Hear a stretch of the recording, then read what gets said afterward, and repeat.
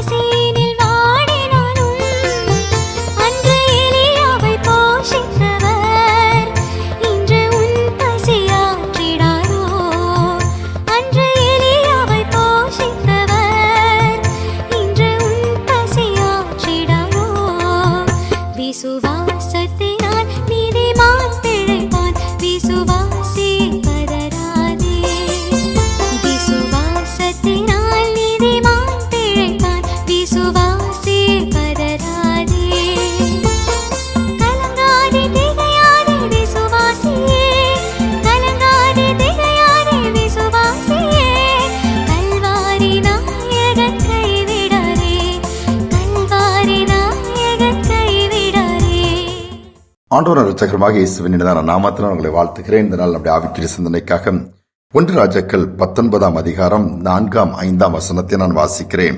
எலியா வனாந்தரத்திலே ஒரு நாள் பிரயாணம் போய் ஒரு சூறைச்செடியின் கீழ் உட்கார்ந்து நான் சாக வேண்டும் என்று கோரி, போதும் கர்த்தாவே, என் ஆத்மாவை எடுத்துக்கொள்ளும், நான் என் பிதாக்களை பார்க்கிலும் நல்லவன் அல்ல என்று சொல்லி ஒரு சூறைச்செடியின் கீழ் படுத்துக்கொண்டு நித்திரை பண்ணினான்.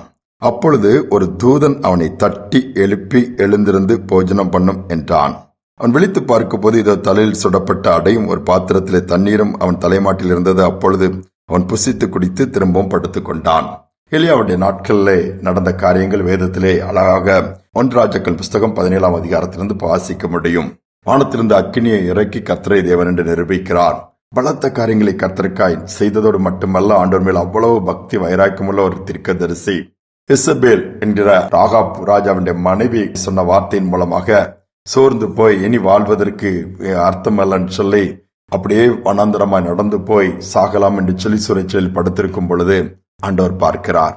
யோசித்து பாருங்கள், துன்மார்க்கனுடைய மரணத்தை கூட ஆண்டவர் விரும்ப மாட்டாரா?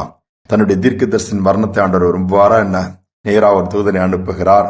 தட்டி எழுப்பி எழுந்திருந்து போஜனம் பண்ணும் என்று சொல்லி வைக்கிறார். யோசித்து பாருங்கள், காகங்கள் மூலமாய் போஷித்தார் ஒரு காலத்திலே. ஆற்றின் தண்ணீரை கொடுத்தார். அதோடு மட்டுமல்ல, சாரிபாத் விதவின் வீட்டிலே அங்கூர் அதிசயத்தை செய்தும் போஷிக்கப்பட்டார். அந்த இடத்தில் பார்க்கும் பொழுது யாருமே கிடையாது. வேலைக்காரனையும் முன்பாகவே அனுப்பிவிட்டார். அவன் போய்விட்டான். தனியாக வனாந்தரத்திலே சூறைச்செடியில் படுத்திருக்கிற எலியாவை தட்டி எழுப்பி தூதன் சொல்லும்போது பார்த்தால் நல்ல தலையில் சுடப்பட்ட அந்த அடையும் கொஞ்சம் பாத்திரத்தில் தண்ணீரும் இருக்கிறது. வனாந்தரத்தில் அது எப்படி வந்தது? தேவதூதன் மூலமாய் கர்த்தர் போஷிக்கிறார். சாப்பிட்டு விட்டு திருப்பி படுத்துக் கொண்டார். திருப்பி 2ஆம் தரம் தேவதூதன் திரும்ப வருகிறார். தட்டி எழுப்பி போஜனத்தை கொடுக்கிறார். புசித்து குடித்து திரும்ப புறப்பட்டு போகிறார். 40 நாட்கள் பிரயாணம் பண்ணி போகிறார். ஆண்டவர் அங்கே சந்திக்கிறார். மீண்டுமாய் தேவன் என்னென்ன திட்டங்களை எலியா மூலம் வைத்திருந்தாரோ அதை செய்யும்படியான ஒரு காரியத்தை ஏற்படுத்தி கொடுக்கிறார். எவ்வளவு அழகாய் கர்த்தர் நடத்துகிறார் பாருங்கள். அநேக நேரம் சோர்ந்து போய் இனி என்ன இருக்கிறது, போதும் ஆண்டவரேன்னு சொல்லி நீங்க முடங்கி கிடக்கலாம். ஆனா ஆண்டவர் தம்முடைய தூதனை அனுப்பி ஒருவேளை யாருடைய உதவியும் இல்லாத ஒரு நிர்பந்தமான நிலைமையில இருக்கலாம். ஆண்டவர் நோக்கி பார்த்து அவரை சார்ந்து கொண்டு இருக்கிற பிள்ளைகளை ஒருபோதும் அவர் கைவிடவே மாட்டார். தன்னுடைய தூதர்களை அனுப்பி காரியங்களை செய்வார். ஆகாரம் இல்லையா, ஆகாரத்தை கொடுப்பார். உதவி வேண்டுமா, உதவிகளை செய்வார். அற்புதங்களும் கூட நடக்கும். ஒரு ஊழியக்காரருடைய வாழ்க்கையில் நடந்த சம்பவத்தை பார்க்கும்போது அநேக ஊழியக்காரருடைய வாழ்க்கையிலே பார்க்கும்போது தேவதூதர்கள் சந்தித்தார்கள், தேவதூதர்கள் பாதுகாத்தார்கள், தேவதூதர்கள் உதவி செய்தார்கள் சொல்லி இருக்கும். ஊழியர் அப்படி காட்டின் பகுதியாக போகும்போது வழி தவறிவிட்டார். எங்கு வெளியே வருவது இந்த காட்டை விட்டு தெரியவில்லை. பசி ஒரு பக்கம், மயக்கம் ஒரு பக்கம், என்ன செய்வதுன்னு தெரியாமல் ஒரு மரத்தடியில அந்த நேரத்தில் அப்படியே சாய்ந்து ஒன்று முடியாமல் சோர்ந்து அப்படியே கண் அயர்ந்து விட்டார். என்ன செய்வது, வேறு வழி இல்லை, அவ்வளவுதான் முடிந்தது என்று சொல்லி குடிப்பதற்கு கூட தண்ணீர் இல்லை. ஆகாரத்திற்கு எங்கு போவது? வழி தெரிந்தால் தானே வெளியே போக முடியும். சரி, யாரும் இந்த இடத்திற்கு வர முடியாத ஒரு இடமாக இருக்கிறதுன்னு சொல்லி அங்கலாய்க்கும் பொழுது திடீர்னு கொஞ்ச நேரம் கழிச்சு கண் விழித்து பார்க்கிறார். பார்க்கும் பொழுது அவருக்கு முன்பாக ஆகாரம் வைக்கப்பட்டிருக்கிறதாம், குடிப்பதற்கான தண்ணீரம் வைக்கப்பட்டிருக்கிறதாம். யாருமே இங்கு வருவதற்கு வாய்ப்பு இல்லையே, இந்த காற்றிற்குள் நான் தான் மாட்டிக்கொண்டேன் எப்படின்னு பார்க்கும்போது அப்பொழுதுதான் எலியாவை தேவன் தூதர் மூலமாய் போஷித்ததை அவர் கண் முன்பாக வருகிறது. ஆண்டவருக்கு நன்றி செலுத்திவிட்டு முன்பாக வைக்கப்பட்ட போஜனத்தை புசித்துவிட்டு மீண்டுமாய் நடக்க ஆரம்பித்தார். ஆண்டவர் அழகாக பாதையை காண்பித்து அதை காட்டை விட்டு வெளியே கொண்டு வந்து விட்டாராம். யோசித்து பாருங்கள், இன்றும் தேவன் நமக்கு அற்புதம் செய்கிறவரா இருக்கிறார், நடத்துகிறவரா இருக்கிறார். கொஞ்சம் மாவு கொஞ்சம் எண்ணெய் அன்று இருந்தது, அதே பெருக பண்ணினாரே. பஞ்சம் தீரும் மட்டும் எங்கு பார்த்தாலும் பஞ்சத்தின் சூழ்நிலை, எங்கு பார்த்தாலும் வேலை இழப்பு, எங்கு பார்த்தாலும் நம்பிக்கையற்ற ஒரு தன்மை எல்லாம் இருந்தாலும் கூட ஆண்டவரை நம்பி சார்ந்திருப்போம் என்று சொன்னால் எல்லா சூழ்நிலையும் தாண்டி அற்புதமாய் நடத்துவார். ஜெபிப்போம். அன்பின் தகப்பனே, புதிய நாளை கொடுத்திருக்கிறீங்கப்பா.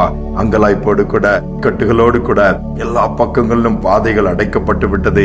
எந்த பக்கம் திரும்பினாலும் வழி இல்லை, எல்லாம் இருளாக மாறிவிட்டது. சரீரத்திலும் பலன் இல்லை, சோர்ந்து போய் இனி எனக்கு என்ன இருக்கிறது, போதுமாண்டவரேன்னு சொல்லி அப்படிப்பட்ட ஒரு முடிவுக்கு வந்திருக்கிற பிள்ளைகள் இந்த செய்தியை கேட்க நேரிடுமானால் பரலோகத்தின் தேவன் இன்று ஒரு பாதையை உண்டாக்குவீராக. அனாந்தரத்தில் வழியை உண்டாக்குகிறவர், இல்லாததை இருக்கிறதாய் மாற்றுகிற தேவன் அப்பா. குறைவுகளை நிறைவாக்குகிறவர். இப்பொழுது மகிமையின் தேவன் உடைய பிள்ளைகளுக்கு மகிமையின் நம்பிக்கையார்ந்த ஒரு அற்புதத்தை செய்யுங்க. இந்த நாளில் அதை காணும்படியா செய்யுங்கப்பா. இருள் மறையட்டும், உடைய வெளிச்சம் உதிக்கட்டும் அப்பா. நேர்வழியில நடத்தி மேன்மையானது பெற்றுக் கொள்ளக்கூடிய நாளா இந்த நாளை மாற்றிக் கொடுங்க. தாழ்த்தி ஒப்புக் கொடுக்கிறேன். துதி கன மகிமை எல்லாவற்றையும் உமக்கு செலுத்துகிறேன். இயேசு நாமத்தில் வேண்டிக் கொள்கிற நல்ல பிதாவே, ஆமேன் ஆமேன். தூதர்கள் மூலமாய் எலியா தீர்க்கதரிசியை போஷித்த அதே தேவன் நம்மையும் போஷித்து நடத்துவார், கைவிடவே மாட்டார். நாம் போக வேண்டிய தூரம் வெகு தூரம். இந்த சிந்தனையோடு இந்த நாளை தொடருவோம். மீண்டுமாய் நாளை தினம் சந்திப்போம். எலியாவை காகம் கொண்டு போஷித்தீரே, தூரை செடி சோர்வு நீங்க பேசினீரே. எலியாவை காகம் கொண்டு போஷித்தீரே, சூரை செடி சோர்வு நீங்க பேசினீரே. தெய்வமே, பேசும் தெய்வமே, தெய்வமே, பேசும் தெய்வமே. எலியாவின் தேவன் இருக்க எதுவும் என்னை அசைப்பதில்லை.